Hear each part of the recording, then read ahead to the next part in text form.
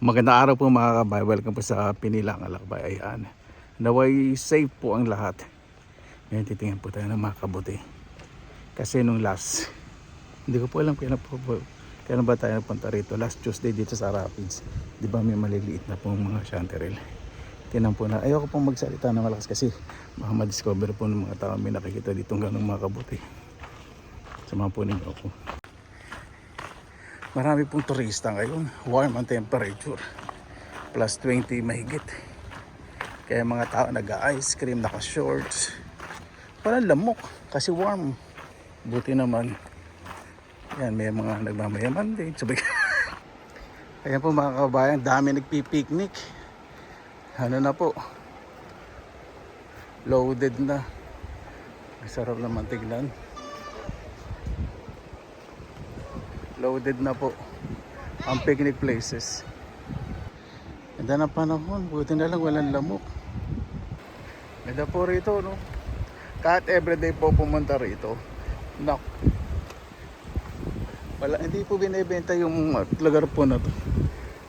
Own po ito ng government. Free, puntahan ng mga tao. May libreng grilling. May libreng kahoy po doon sa pinakita ko po ng mga nakaraang vlogs. Clean as you go. Ibig sabihin po na pag dumating po kayong malinis, iwanan po ninyo malinis. Huwag naman po patigasan ng buhok, patigasan ng muka na magkakalata ng pakailang. Pinakikita yung kabalahuraan sa bahay. Tapos pumunta sa ibang lugar na malinis. Tapos magkakaroon mga ganun mga tao, di ba nakakabuisit. Tapos minsan tuturuan po yung mga dyan mo lang, tapo wala na makakita, hindi matatandaan. Oh, ay nako, hindi po ganun. Tuturuan po yung mga bata na maging disiplinado. Kasi yung nature po talaga yung number one po sa kanila. Medyo dry po. Sa likod kaya ng coffee shop, may mga tao pa, bukas pa yung coffee shop, maaga pa eh. Alas 8 pa magsasara eh. Pero 11 PM naman po sunset. Yung sunset naman po, hindi naman po madilim. Wala pong araw pero maliwanag pa rin. Napakaganda naman.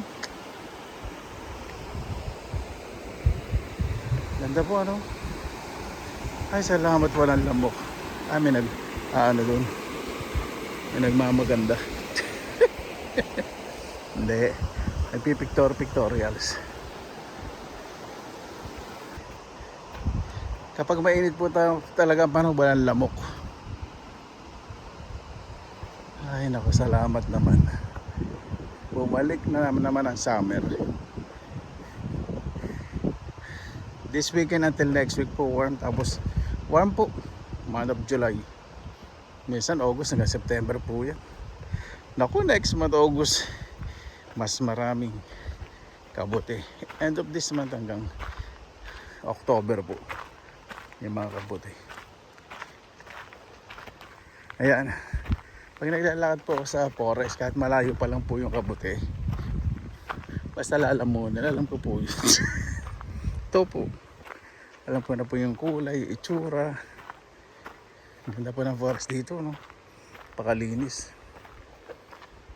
Yung walking path po na ito, itong daanan talagang ginawa po yan.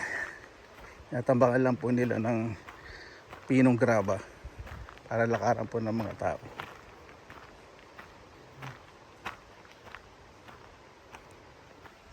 Ayan, tingnan na po natin sa iniwanan po natin.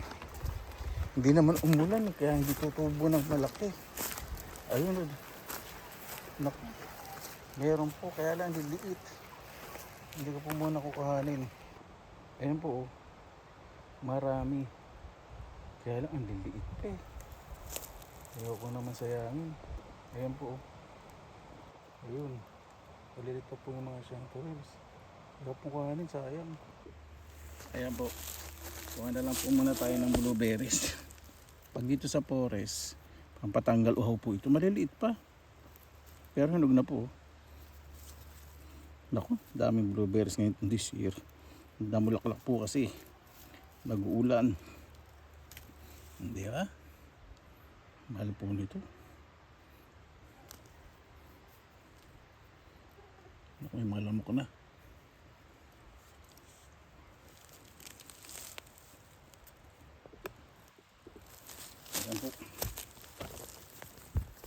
Nakalimutan kong magdala ng inumin eh. Buti nilang may mga berries. Ano po dito? May nagja-jogging. Minsan minto po sila. Wala po sila mga blueberries, lingonberries. Tapos, tsibugin po nila.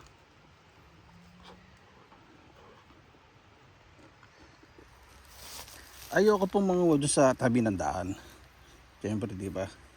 Baka yung mga aso, may ihi. Diyan na po nito, di ba? Lahat ng mahal sa Pilipinas talagang dito makuha ng libre. Tapos yung mga alahas eh, pag pumunta ka sa ukay-ukay eh, grabe. Pag Sabado at Linggo, hindi po napupunta sa ukay-ukay. Rest day. Yan o. Piliin nyo lang yung mga uod. Tapon nyo. Diba? Imaginin po ninyo, diba? Ganyan po pag malinis ang gubat. Oh. May tutubo po ng mga kain.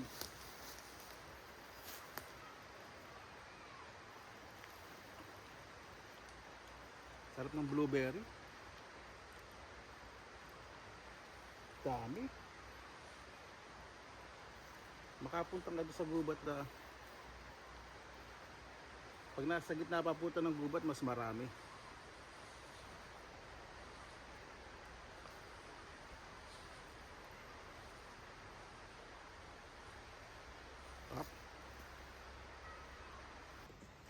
Ayan po, napakarami, di ba? Imagine din po ninyo, meron po dito bumibili din ng mga berries. Talakay sa gubat, meron ding harvester na pang suyod. Tapos bibenta po ninyo, di ba? Kita pa, tiyagaan po talaga. Sigurado po, this year, nako, daming berries na ma-harvest po. Ang dami pong kikita. Iba po, iba pong kumpanya pinadadala po dito sa Finland from other Southeast Asian countries. Seasonal workers po, pickers po ng berries. Opo, pag-uuwi sila sa bansa nila, yun, minsan nakapagpagawa po ng bahay. Wala pong joke kasi yung season po mag-start ng June, tapos hanggang September mag-harvest po sila. Dito po, pagpunta kayong Finland, wala po kayong babayaran sa pag-aaral. Punta lang po kayong embassy. Wala pong babayaran ng mga placement. Kung sakasakaling gusto nyo pong pumunta dito sa Finland, kailan may tuition fee po. Ibig sabihin, placement fee, wala po kayong babayaran. Punta lang po kayo sa Finnish embassy, i-guide po kayo. Wala kayong babayaran, kaya ingat-ingat din po. Isa nagpo-post po sa Finnish Embassy o Finnish Immigration ng mga trabaho po dito, ano, available, at yung legal na agency. Bawal po mangunguha ng placement fee, processing fee po sa mga applicants. Meron po kasi dito isang kumpanya na pinasara dahil nangunguha po ng mga placement fee. Ano, di ba?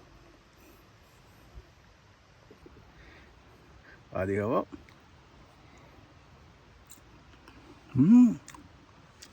Super pinakapakatamis. Yan po yung mga bush po na yan. Puro blueberries po yan. Yung buong forest po na yan. Kaya pag manguha po kayo, kailangan balde-balde po. Sa isang balde po ng blueberries, naku, sandali lang po yun. Lalo na marami. Isang lugar. Bibenta nyo po yun ng ano. Mababa na po yung 40 euros isang balde. Kung mga 10 balde kayo. O meron na kayo 400 euro. Libre. Tiyaga lang kailangan ninyo, di ba? Ang dami ng lamok, ang lalaki. Mas malalaki po yung lamok dito kaysa sa Pilipinas. Isang sakit mga gat. Opo, sa nakapansin po ng skin ko, nag-glow po ngayon. Nagano po ako nagsana. So yung old skin ko nawala sa pagmumukha ko. Parang nabalatan, di ba? Sosyal. Napakaganda po, di ba? Kakatuwa po siyempre. Kapag pinanatili po yung kalinisan sa isang lugar na pinupuntahan at nirerespeto, ganyan po, marami pong magiging masaya. Hindi ko po muna kinuha yung mga chanterelles. Ano po yung first class yung mga ganong size sa chanterelle? O po, sa mga fine dining restaurant, gano'n po yung sineserve yung mga maliliit. Pero yung po gusto po malaki. Masarap po iluto sa cream na may bacon. Tapos potato slice. Naku! Tapos lalagay sa oven, casserole. Napakasarap po na chanterelle.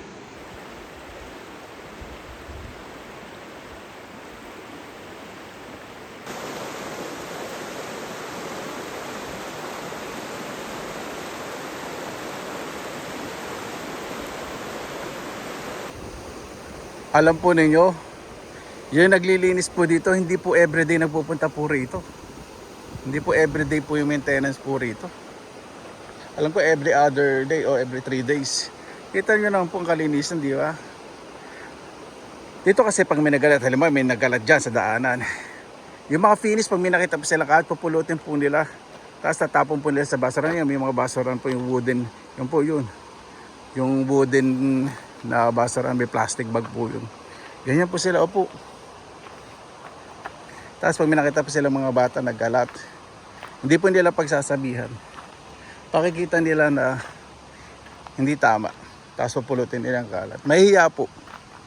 Kahihiyan po yung yung kalaban. Pero iba talaga, yung kahihiyan wala. Matigas na talaga ang mga bungo sa mga mukha. Ayan, di po muna tayo pupunta doon sa may grill. May mga pamilya po nag-i-enjoy.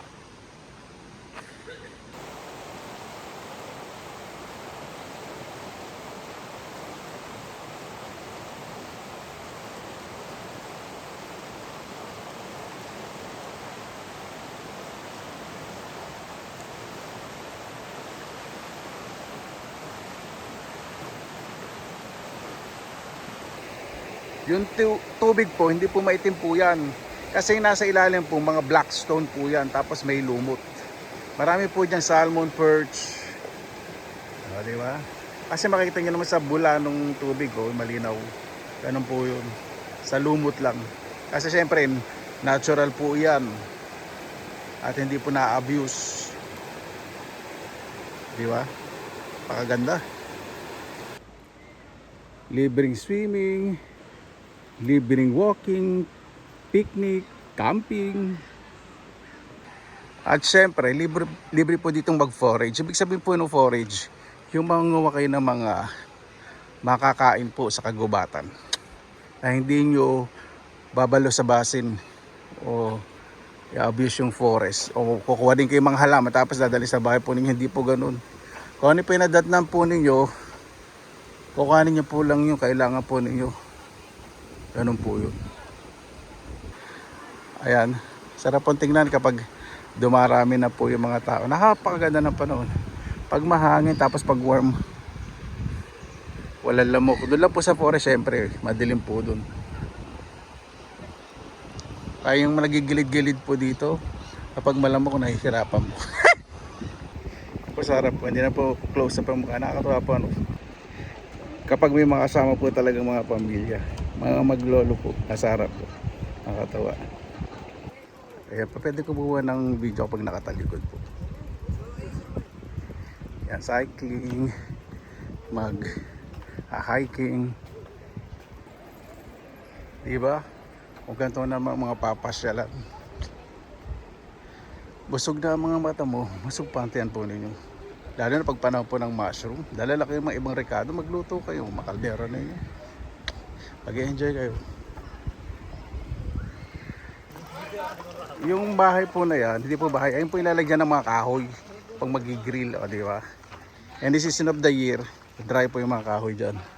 Tapos ito, yung bagong gawang kubeta. O di ba? Sosyal. At may parking, meron din po portable na mga toilets. Ayan po mga kabayan, dito na po tayo sa bahay. Siyempre, pinakamasarap ang finished strawberry. Ang laki. Yan. Ay, nako. Paano po? Maraming salamat na po sa inyong oras na ilan sa pinilakalakabay. Basta lagi po tayong positive vibes, good vibes. God bless. Ingat po lagi. Magandang araw. Laban lang.